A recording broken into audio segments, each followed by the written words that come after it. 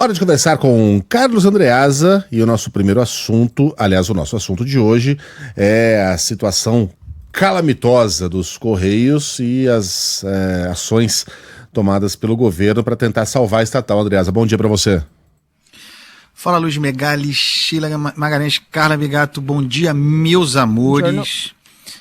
A gente vai falar sobre os Correios, sublinhando de partida a inexistência, temos falado sobre isso aqui na coluna com frequência, a inexistência de oposição no Brasil. O governo Lula não tem oposição. Aliás, o principal vento que sustenta o voo de Lula para 2026 é aquele gerado pela inexistência de oposição. A despeito de ter encaixado o discurso, do que também tratamos com frequência, Lula está voando mais alto ou mais baixo, cada um vai ter a sua opinião, mas ele voa solo, sem concorrência, a menos de um ano para a eleição. E um dos exemplos, aliás, uma das matérias onde a gente pode exemplificar a falta de oposição é o assunto Correios. A oposição desmobilizada, que só pensa em anistia, e agora enfraquecido esse discurso com a quebra do monopólio de acesso à Casa Branca, a oposição não consegue encaixar aquilo que é fundamental para a República, para a democracia, que é a crítica à fiscalização ao governo de turno. Correios, a gente já falou aqui, está na ordem do dia, a proposta, o desejo que é do governo. O governo quer rolar essa bomba para frente.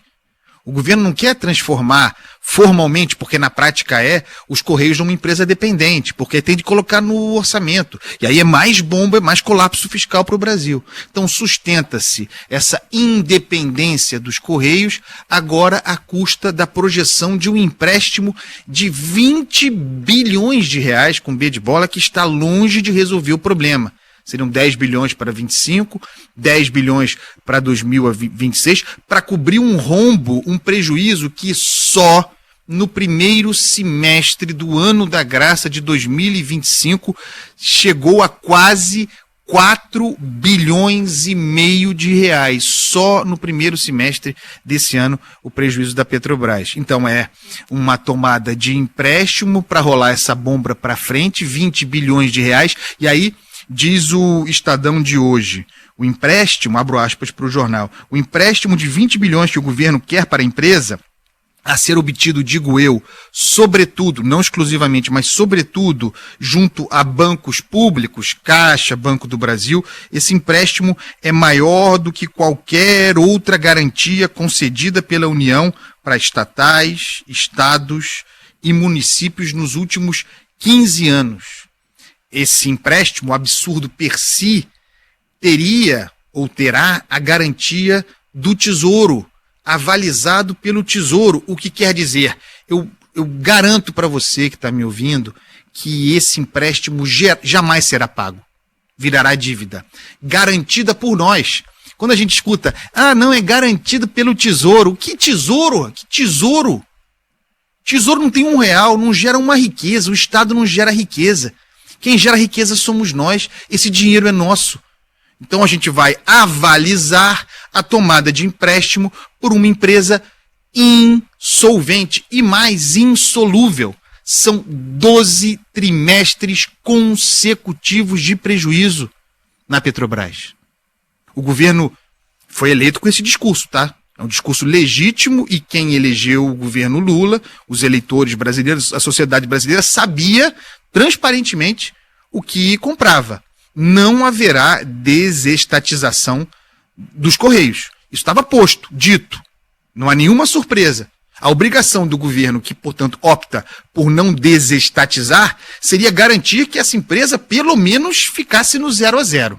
Mas é prejuízo atrás de prejuízo em função do aparelhamento político, mais uma vez, das empresas estatais.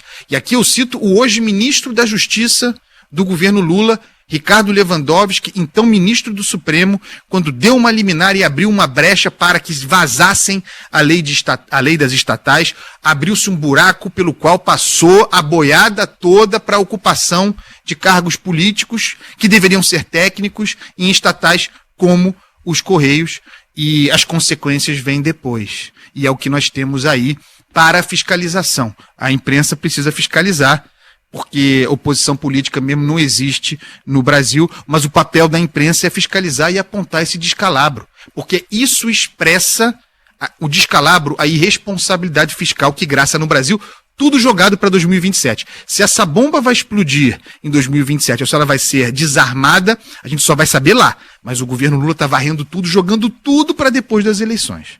É isso, meus amores. É isso. O Andreas aí na vitrolinha?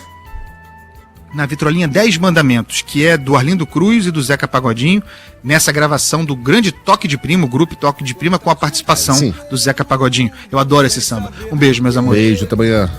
Enquanto os olhos se fecham para aqueles que estão a sofrer, é que os homens se esquecem de quem vive a pedir clemência e não sabem sequer a razão da sua existência. Ó meu Senhor,